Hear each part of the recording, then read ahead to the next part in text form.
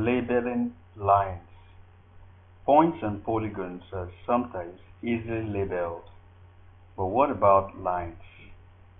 What do we have to see or observe when we are labeling lines? In this session, we want to format the road layers just as we did for the places layers. And so the first thing we want to do is to use the zoom tool to zoom our roads to any region of interest so that it can be very legible. We can be able to read it properly. And so I can select any area of interest that I want. And so once this is done, I want to start labeling. I can use the pan tool to pan around the map canvas.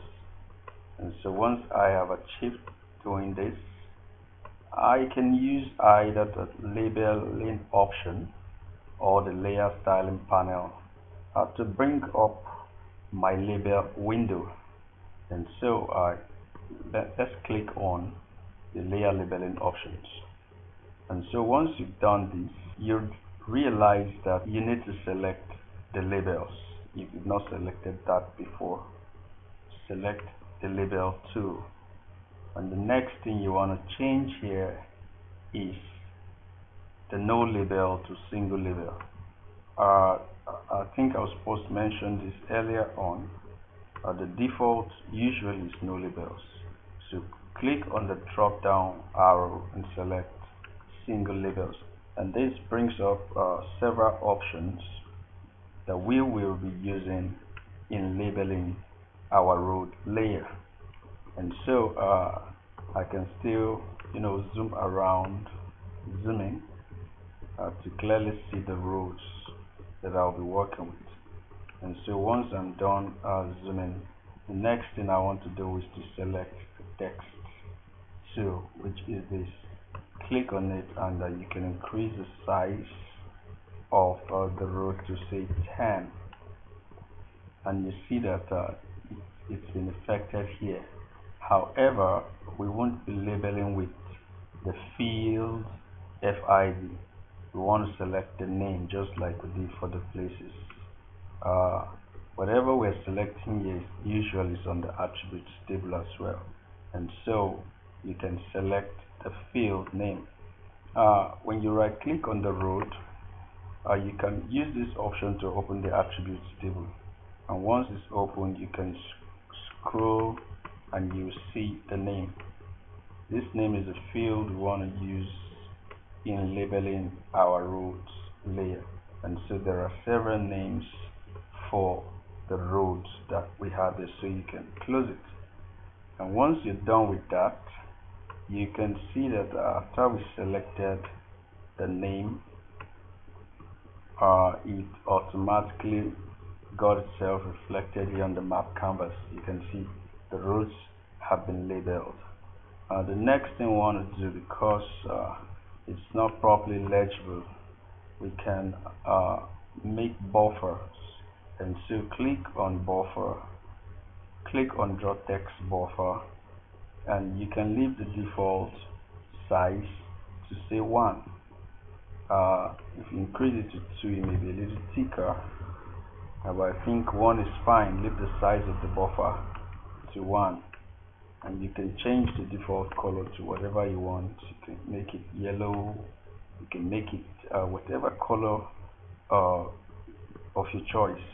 And so I think I would leave it white, and I'll go back. And so once this is done, you can see that it's all affected here on our map canvas. Our road layers have been labeled. Now the next thing we want to do is to use the rendering option. On your label tab selected from your layer styling panel, haven't selected the label, select the rendering option, and we want to merge connected lines to avoid duplicate labels. Many a times there are a number of lines that are connected and intertwined with themselves, and the consequence of this is there will be multiple labels, and so we want to merge the connected line using this feature option, having selected our rendering. And so click on the merge connected lines and suppress labeling of the features smaller than, let's say, 5 millimeters.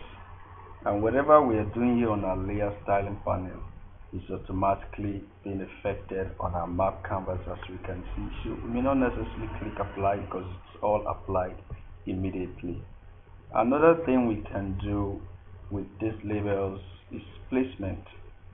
You can see that the placement, the position of the text is rather not very legible. It's somewhat scattered, and so we can use the placement tool here to position our text properly.